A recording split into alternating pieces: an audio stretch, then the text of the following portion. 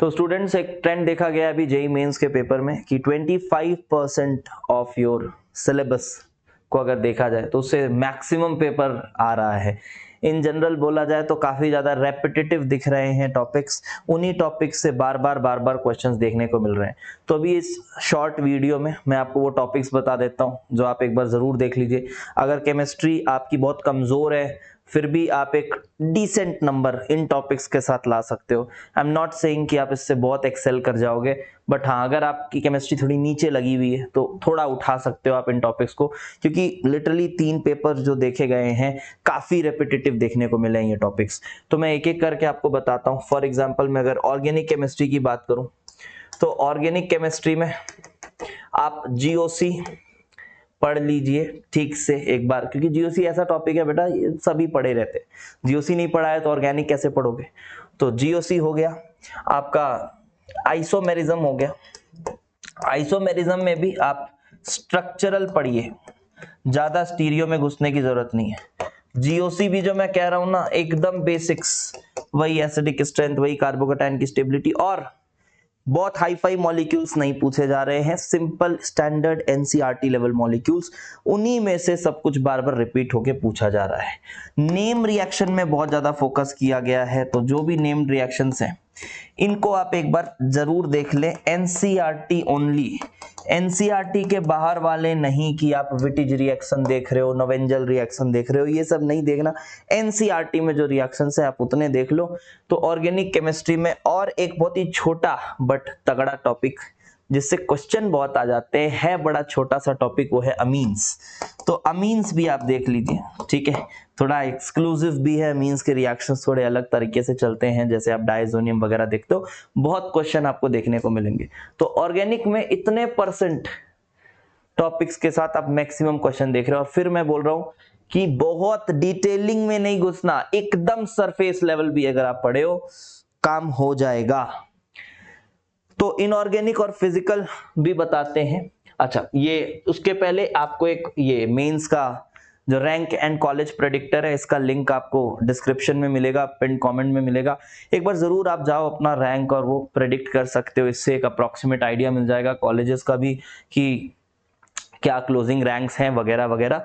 तो जरूर आप एक बार इसको कर सकते हो। And at the same time plus का सब्सक्रिप्शन अभी भी 4499 में मिल रहा है, और इसलिए मैं कह रहा हूं कि आपके लिए बहुत जरूरी है, क्योंकि बहुत सिंसियरली पढ़ाया जा रहा है, ठीक है, और आने वाले बैचेस में भी बहुत सिंसियरली पढ़ाया जाएगा। आप इसमें मेरी प्रोफाइल विजिट कर सकते हो, वहां पर आप देखोगे जिन भी कोर्सेज को मैंने अपने हाथ में लिया है बिल्कुल सही समय पे पूरे कंटेंट के साथ बिना कॉम्प्रोमाइज किए हुए मस्त तरीके से एक एक चीज पढ़ाया गया है। तो जरूर जाके आप चेकआउट करो, और ये प्राइस जो है काफी अफोर्डेबल है, तो go for it. Okay, I will show you these are the batches. ये फिनिक्स बैच आ रहे हैं। फिनिक्स बैच एक्चुअली ड्रॉपर्स का बैच है, इसमें मैं भी एक ड्रॉपर बैच का पार्ट हूँ। So I will be taking some portion of chemistry here and these are the batches. Okay, चलिए तो अभी मैं थोड़ा सा आपको बता देता हूँ physical chemistry and physical chemistry तो हुई, ये तो कुछ क्वेश्चंस खुल गए।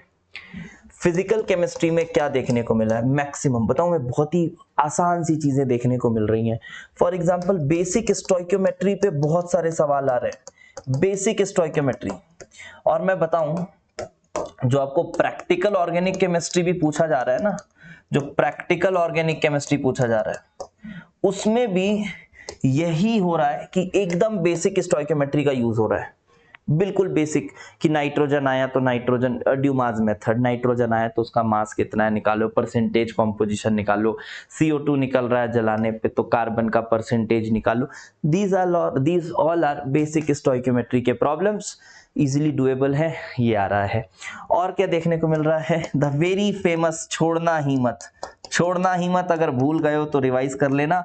एटॉमिक स्ट्रक्चर का जो बोर्स मॉडल है उससे कुछ अलग ही प्यार है, जेई मेंस को बोर के जितने भी फॉर्मूला है, रेडियस के फॉर्मूला, एनर्जी के फॉर्मूला, वेलोसिटी, फ्रीक्वेंसी वगैरह सब देख लो एक बार, देख कर जाओ, बहुत सवाल इससे देखने को मिल रहे हैं। फिर आप देखोगे कि बहुत ज्यादा ionic equilibrium, I am still surprised, ionic equilibrium से एटलीस्ट आए होंगे कुछ क्वेश्चन, मैं नहीं बोल रहा आए नहीं है, बट जितने क्वेश्चन मेरे को मिले, कल 18 क्वेश्चन, फिर शाम की शिफ्ट में 18 क्वेश्चन, आज भी 14-15 क्वेश्चन, मुझे आयनिक का नामो निशान नहीं दिखा, जो कि काफी सरप्राइजिंग है। तो बहुत ज्यादा माथापच्ची मत करिए आयनिक को लेकर, अगर आपका वो टॉपिक कमजोर है तो। केमिकल इक्विलिब्रियम का basic idea, only chemical equilibrium, बिल्कुल बेसिक आइडिया, केपी क्या होता है, अल्फा क्या होता है, केपी निकालना बेसिक। एंड आज एक ली चैटले प्रिंसिपल का भी क्वेश्चन देखने को मिला, तो ये टॉपिक देखने को मिले। थर्मोडायनेमिक्स इतना वास्ट है, बड़ा सरप्राइजिंग है। सेकंड लॉ से एक भी सवाल देखने को अभी तक मुझे नहीं मिला। मत करो सेकंड लॉ, अगर ज्यादा दिमाग खराब होता है, क्योंकि बहुत टफ है, बढ़िया है, मजेदार है, एडवांस के लिए छोड़ दो उसको। अगर अभी आपकी केमिस्ट्री नीचे लगी हुई है, मत अभी दिमाग लगाओ ज्यादा सेकंड लॉ में। आप थर्मोडायनेमिक्स का सिर्फ फर्स्ट लॉ देख लीजिए, और फर्स्ट लॉ में भी बहुत ज्यादा डिटेलिंग नहीं, फर्स्ट लॉ के सिर्फ बेसिक फॉर्मूलाज, ठीक है। तो फिजिकल केमिस्ट्री एंड उसके बाद आया लिक्विड सॉल्यूशंस। लिक्विड सॉल्यूशन से ही बेटा राउल्ट्स लॉ के डायरेक्ट क्वेश्चन, तो राउल्ट्स लॉ का फॉर्मूला देख लीजिए, and Raoult's law qualitative properties और क्वालिटेटिव। मैं फिर से बोल रहा हूं, मैं ये क्यों बोल रहा हूं कि ये 25% ही है, क्योंकि कोई डेप्थ नहीं है इनके क्वेश्चंस में, कोई डेप्थ नहीं है, बस बेसिक फॉर्मूलाज बस, इसीलिए कह रहा हूं 25% ऑफ द टॉपिक्स। फिर आ जाओ इनऑर्गेनिक केमिस्ट्री में। इनऑर्गेनिक केमिस्ट्री में बच्चा डरा हुआ था, अब आप बोलोगे सर इलेक्ट्रोकेमिस्ट्री वगैरह से नहीं है क्वेश्चंस, बट बहुत ज्यादा नहीं देखने को मिले। नस्ट इक्वेशन से जितनी उम्मीद रहती है उतने क्वेश्चन देखने को नहीं मिले, ठीक है। फेराडेज लॉ के, इलेक्ट्रोलिसिस के तो मुझे एक भी नहीं मिले देखने को, तो इसलिए मैं कह रहा हूं कि जो मैक्सिमम पोर्शन है वो यहां से देखने को मिला। केमिकल काइनेटिक्स में फर्स्ट ऑर्डर सेकंड ऑर्डर का सिंपल फॉर्मूलाज पे ग्राफ देखने को मिला, आप वो देख सकते हो, बहुत ही ऊपर की चीज है। आरेनियस इक्वेशन एंड ऑल से कुछ भी देखने को नहीं मिला। अब आ जाइए पीरियोडिक आईओसी। तो आईओसी में बच्चे बहुत डरे हुए थे कि पी ब्लॉक से कितने ही सवाल आ जाएंगे, क्या आ जाएगा, परेशान हो रहे थे सर, पूरी एनसीईआरटी पढ़ें क्या करें। पी ब्लॉक से भी बहुत ही नॉमिनल सा, मुझे तो नहीं याद आता पी ब्लॉक से कुछ ज्यादा देखने को मिला। बट ध्यान रखना पीरियोडिक टेबल अच्छे से पढ़ो, पीरियोडिक टेबल अच्छे से पढ़ के जाओ, ठीक है। पीरियोडिक टेबल की पीरियोडिसिटी, एटॉमिक नंबर, ट्रेंड, मैं तो बोलूंगा पीरियोडिक टेबल अच्छे से याद कर लो। D block elements, F block elements सब याद करो, D block elements specially, F block elements, इनको ना याद कर लो ठीक से, क्योंकि इस पे उटपटांग सवाल आ रहे हैं, जो अगर याद नहीं होगा तो नहीं बनेगा। पीरियोडिक टेबल, इसके ट्रेंड्स जो हैं, जैसे आयोनाइजेशन एंथैल्पी के बेसिक एक्सेप्शंस, बेरिलियम बोरॉन वाला, नाइट्रोजन ऑक्सीजन वाला, एकदम ऊपर की चीज, ठीक है। इलेक्ट्रॉन गेन एंथैल्पी पर काफी सवाल देखने को मिले हैं, तो बस ये टॉपिक्स अच्छे से आप कर लीजिए। पीरियोडिक टेबल एक मेजर पार्ट लेकर चल रहा है। Then comes the chemical bonding. Chemical bonding से भी एकदम हाइब्रिडाइजेशन वाले structures and hybridisation, that's it. और मैं बता रहा हूं कोई बहुत हाई फाई मॉलिक्यूल्स नहीं, ऐसे मॉलिक्यूल्स जो जेई में प्रिपेयर करने वाले हर बच्चे के नोट्स में होंगे, ऐसे मॉलिक्यूल्स। तो स्ट्रक्चर एंड हाइब्रिडाइजेशन, उसी में थोड़ी बहुत पोलैरिटी निकाल रहा है, नंबर ऑफ लोन पेयर गिनने को कह रहा है एंड ऑल, ये बेसिक बातें, तो ये आप इसमें करिए दो चीजें। Then comes coordination chemistry. Again coordination chemistry का भी वही हाल है, वही 4-5 molecules, NiCO4, NiCN4 whole 2 minus, NiCl4 2 minus, PtCl4 2 minus, यही मॉलिक्यूल्स, रूटीन मॉलिक्यूल्स पूछे जा रहे हैं, जो कि हर बच्चे के नोट्स में होंगे। तो कोऑर्डिनेशन से आप थोड़ा बहुत वैलेंस बॉन्ड थ्योरी देख लीजिए, क्रिस्टल फील्ड थ्योरी की CFSC कैलकुलेशन एक बार देख लीजिए, एंड यही पोर्शन इनऑर्गेनिक से ज्यादा पूछा जा रहा है, ठीक है।